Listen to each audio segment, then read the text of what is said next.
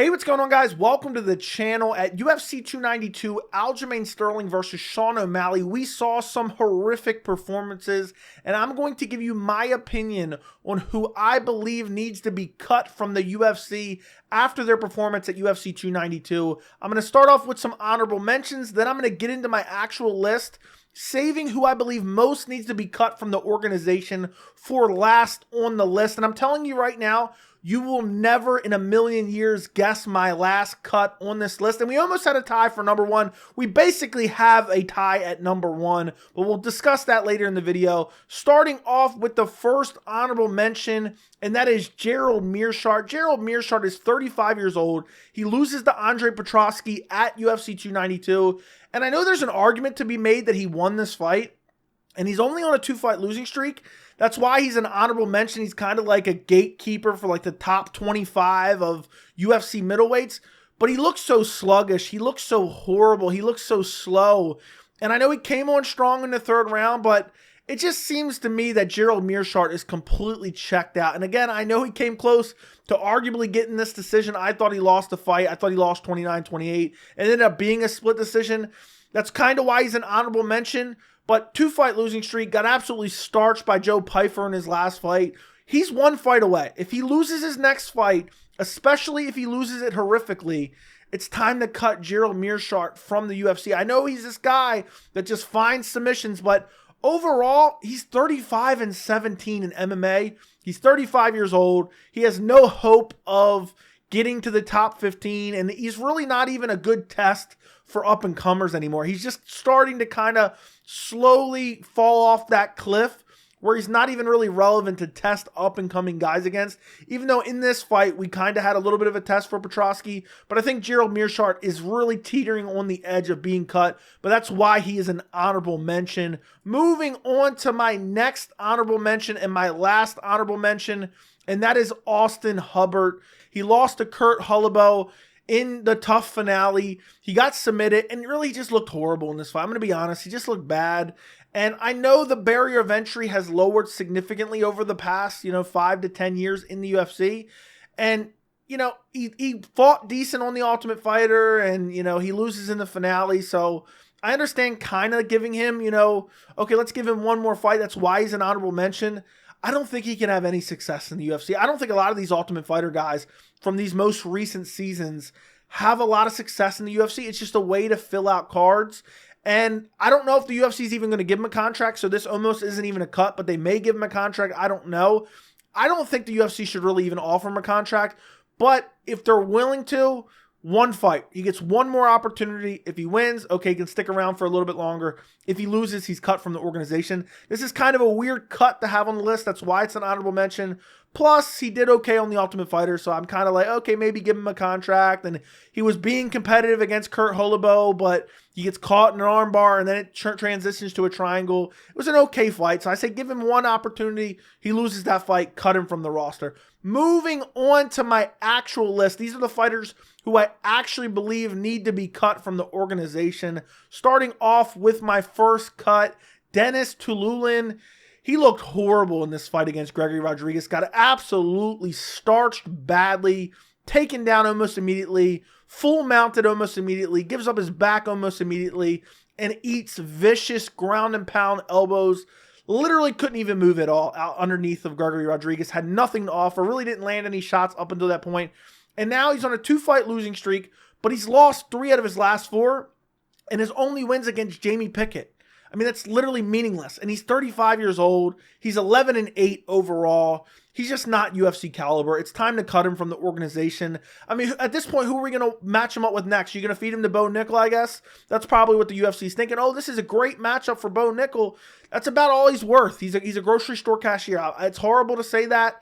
And, he has okay striking. He's just not going to be competitive at 35 years old with his level of grappling and his level of striking.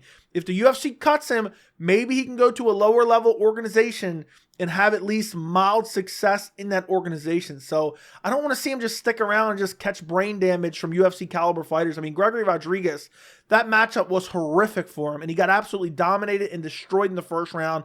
I don't wish to see him fight in the UFC ever again. At 35 years old, only getting older, only getting slower, only getting less skilled. I don't wish to see him in the middleweight division anymore. I think the UFC needs to cut him from the roster. Moving up on my list to my next cut, and that is Andrea Lee. Andrea Lee lost to Natalia Silva at UFC 292, but that's not the only reason she should be cut. She dates Tony Kelly, or she's married to Tony Kelly. I'm not even sure what their relationship status is, but she's in a relationship with Tony Kelly, who's basically a known racist. And at that point, I'm just willing to cut her just because of that. But that's not the only case to be made. She's on a 3-fight losing streak. She got outclassed by Natalia Silva, and Natalia Silva coasted in the second and third round, and Andrea Lee just didn't do anything. I mean, she started to pressure a bit, but really didn't do anything in the fight. Fight before that, she got robbed against Macy Barber, so fair enough. She should have won that fight. Fight before that, lost to Viviane Araujo. And I just don't think Andrea Lee is going anywhere. She's not going anywhere in the flyweight division. She's 34 years old. Again, a common theme, losing streaks and age. Andrea Lee, what is she going to do from here? What is she going to... She had nothing to offer, no fight IQ against Natalia Silva. I mean, she never even shot one single takedown as she's getting battered on the feet, primarily in the first round, but then Natalia Silva just circling in the second and third, just kind of kicking her at range. Andrea Lee... let's not shoot a takedown. Let's just continue to strike. If something's not working for literally 15 minutes, why would you not at least change it up somewhere along the lines? Like, let's change it up at the 12-minute mark. Let's change it up at the 10-minute mark. She never tried anything else in this fight, and it was atrocious to watch. I think she needs to be cut from the organization. She has no future at women's flyweight. I never want to see her fight again in the UFC. She needs to be cut from the roster. On top of that, again, the whole Tony Kelly situation, who's in the corner. Luckily, he didn't say any racial slurs or anything like that. But Tony Kelly, just kind of a weirdo, a guy who doesn't really belong at all on a UFC broadcast. We've seen that in the past. I think Andrea Lee, put all that together, 3-fight losing streak, weird husband or boyfriend. It's just, her skills are diminished. I don't want to see her fight in the UFC ever again. Moving up on the list, and this is a more of, this person needs to retire. I don't want to see him cut from the UFC. I think that's too egregious to cut this guy from the UFC. But that is Chris Weidman. Chris Weidman lost to Brad Tavares at UFC 292. And he came back from a catastrophic injury. He looked horrible. He looked absolutely horrible. The striking looked slow and labored. The kicking game looked horrible. The ability to check kicks looked horrible. The stamina looked okay. The leg looked horrible. The back leg looked like it was dragging behind him. It just looked like he shouldn't even been medically cleared to be in there. And then you look at his recent history. He's 39 years old, but you look at his recent history. Okay, now he's on a 2-fight losing streak. He lost to Brad Tavares, took a lot of damage, supposedly tore up his knee a bit, some ligaments in his knee. Broke his leg against Uriah Hall. He won against Omari Akhmedov, but Omari Akhmedov isn't even good. He's not even in the UFC anymore. Got KO'd by Dominic Reyes, who Dominic Reyes is a dead body himself now. Got KO'd by Jacare Souza. Beat Kelvin Gastelum, but even got hurt in that fight, if my memory serves correct. Lost to Gegard Mousasi, got finished there. Lost to Yoel Romero, got finished there. And got absolutely brutalized by Luke Rockhold way back when. He's taken a lot of damage. He was already on the decline before the catastrophic leg break. And now, what is he fighting to prove? What is he fighting to prove? Because he's not even going to make the top 15, let alone a title run. So basically, he's just hanging around taking brain damage. He came back. He proved that he could come back from that injury. He had a fight with Brad Tavares. Brad Tavares is basically the gatekeeper for the top 15 in the middleweight division. He never even was in this fight at all. It was a 30-27 win for Brad Tavares. And Brad Tavares' cardio started to fail him later in this fight. I think it's really time for Chris Weidman to retire from the UFC. I mean, what else? Who are we going to book him against next? UFC's bound to book him against Gregory Rodriguez just to build a name off of him. The UFC typically feeds veterans to up-and-comers to build their name. They're going to be like, oh, you want Chris Weidman? He's a former middleweight champion. Oh, yeah, I'll take Chris Weidman, the dead corpse of Chris Weidman. And it's very close. He's not the dead corpse yet, but it's getting very, very close. And Chris Weidman, I'm sure he can get a job coaching in a gym or something along those lines, working with Ray Longo and Matt Serra. And I understand, you know, he has aspirations to being a champion. It's never happening. Do you know what Israel Adesanya would do to him? Do you know what Dricus du Plessis would do to him? Do you know what Jarrett Cannonier would do to him? It would be an absolute slaughter. This isn't 2012, 2013, where you're in your prime fighting Anderson Silva and you're undefeated. This isn't it anymore. This isn't it. He went from undefeated to now he's 15-7.